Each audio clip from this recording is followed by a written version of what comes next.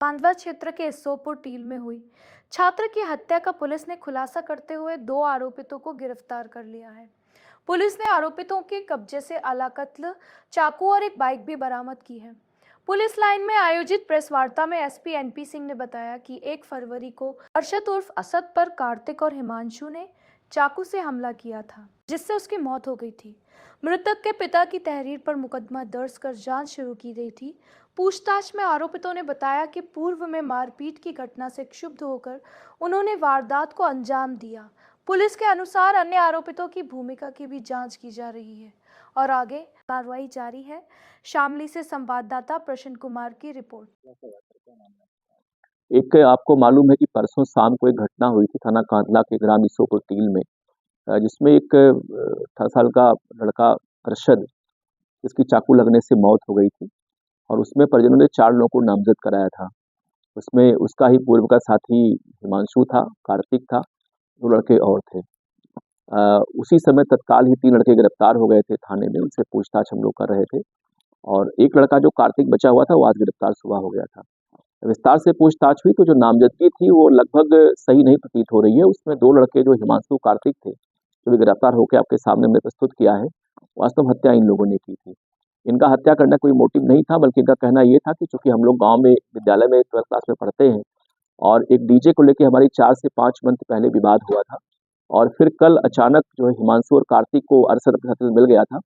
इसने इनके साथ मारपीट की, जिसमें कार्तिक के चिक्स में चोट भी आई हुई है और हिमांशु मौके से भाग गया था। कार्तिक को काफी चोटें आई थी।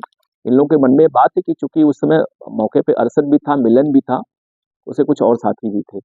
तो परसों शाम को ये लोग परचून की दुकान पे वो लोग समोसा खाने आए थे और उसी बीच में ये हिमांशु और कार्तिक अपनी बाइक से अपने पेट में छुरी और तमंचा लगाए हुए आए थे। ये लोग तेल भराने आए थे। इनको जानकारी हुई कि यहाँ पे मिलन और इस समय अरशद आए हुए हैं। ये लोग मिलन को मारपीट करने गए थे। इसी बीच में अरशद दिखाई दिया। ये दौड़ के गए, उसके साथ मारपीट की और चाकू निकाल लिए और सीधे गले में लग गई, जो काफी गहरा घाव हो गया और बाद में मौके से लोग फरार हो गए थे। बाद में 112 पे कॉल हुई थी, हमारी पुलिस उनको लेकर के आई थी सीएचसी कांधला पे और जहां उसकी मृत्यु हो गई थी।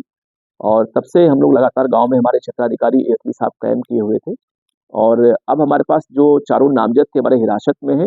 लेकिन विस्तार से जो बातचीत हम लोगों ने किया उसके अनुसार अभी 2 ही लोग घटना में सम्मिलित प्रतीत हो रहे हैं। 2 आदमी और भी, जो चीकू और जो मिलन है, वो भी हमारे हिरासत में है, उनसे बातचीत हो रही है। किंतु प्रथम दृष्टया अभी जो इंट्रोगेशन हुआ है हिमांशु और कार्तिक से, उसमें जो लड़का चीकू है उसे घर से बुला के लाया था, उसका दोस्त था। अभी उसका नाम इसमें सम्मिलित प्रतीत नहीं हो रहा है। पूरे मामलों की जांच हो रही, 2 आदमी गिरफ्तार कर लिए गए, इनसे हम आलाकतल बरामद कर लिया, इनकी बाइक बरामद हो गई है। एक हम लोग कल सुबह जेल भेज देंगे इनको। शेष जो 2 व्यक्ति हमारे थाने पर बैठे हुए हैं, चीकू और मिलन, जो नामजद हैं, उनके बारे में विस्तार से हमारी छानबीन जारी है। अच्छा सर, ये दोस्त बताए जा रहे हैं ये बेसिकली सभी लड़के 12th क्लास के छात्र रहे हैं ये और क्योंकि मनबड़ तो दोनों ही है लोग। असद भी इनके ग्रुप का ही था, लेकिन विगत 4 मंथ पहले किसी शादी में डीजे के ऊपर डांस को लेकर विवाद इनका हुआ था। तब से 2 गांव में ग्रुप बन गए थे। अरशद, मिलन, चीकू अलग ग्रुप था और हिमांशु, कार्तिक अलग ग्रुप था।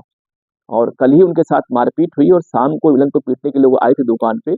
उसी बीच में इनको अरशद मिल गया, जहाँ लोगों ने चाकुओं से उस पर प्रहार किया, जहाँ उसकी मृत्यु हो गई थी।